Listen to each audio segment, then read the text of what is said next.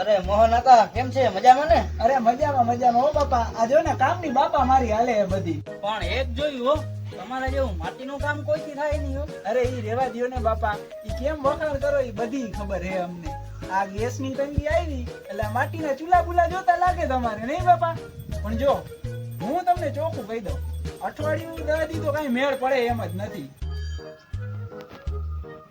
Hello હું કે મોહન હતા, હું ભીડમાં પડી ગયા છો હમણાં. તમે કઈ દેખાતા નથી, કઈ ફોન નહીં. હા, તમને આજ કેમ અચાનક મોહન આતાની યાદ આવી ગઈ હે?